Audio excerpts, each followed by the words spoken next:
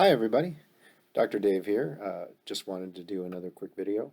First off, as always, just want to remind everybody about solutionpediatrics.com. We are an online telehealth service for children currently residing in North Carolina and Nevada. You don't have to live in those states, but when you have the appointment with me, you just have to be there. This is for anybody. I will see some adults if the problem is simple. But for the most part, we're looking for children. If your child's sick and it's not convenient to get to your doctor or to an emergency department or urgent care, by all means, consider making an appointment. It's cash only, but rates are between $30 and $40, which is about the cost of an office copay, and certainly cheaper than going to the ER or an urgent care. Love to see you. Check out my site, solutionpediatrics.com. Take a look around, learn more about me, make an appointment. We'd love to see you and your child.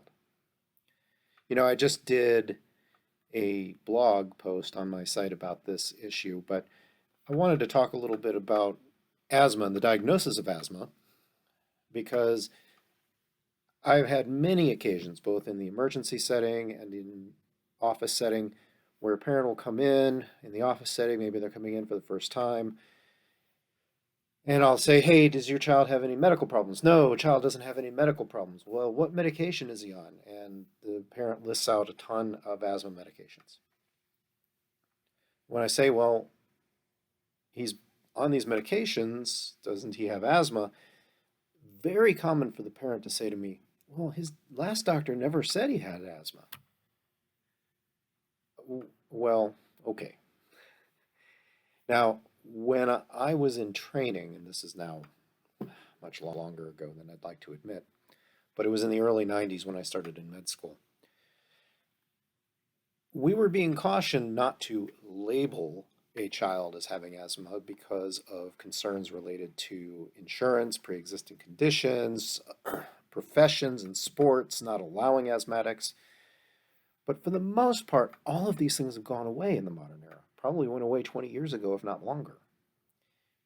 Regulations like HIPAA really prevent insurance carriers from excluding pre-existing conditions. Even if a plan isn't covered by HIPAA regulations, the exclusions are very limited in scope and they're very time limited, so they don't really account for much.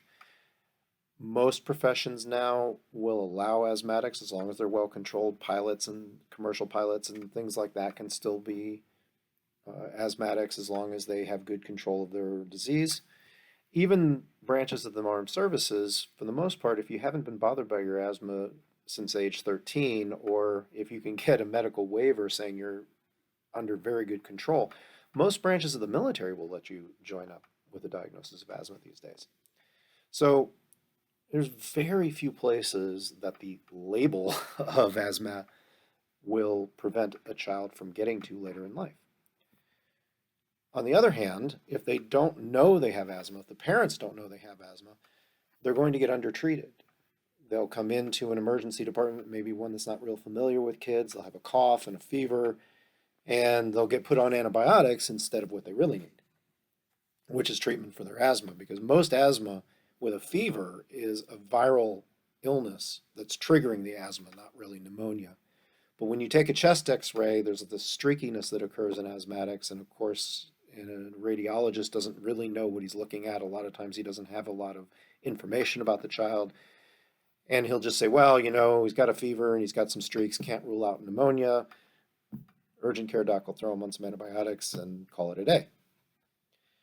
But that's not the problem, and this leads to repeated courses of antibiotics that aren't needed, repeated visits to urgent cares and ERs, which is expensive for the parents, and a lot of times leads to additional testing and treatment that the child doesn't need. And so we really aren't doing asthmatics any favors. We're not doing parents any favors by not using the term. And especially as the child gets older, we need that child to know, hey, I've got asthma, understand the things that triggers that. There are some professions, maybe if the child has some nut allergies or is very sensitive to inhalants, there's certainly some factory floors and prep centers that you do not want to be taking employment in.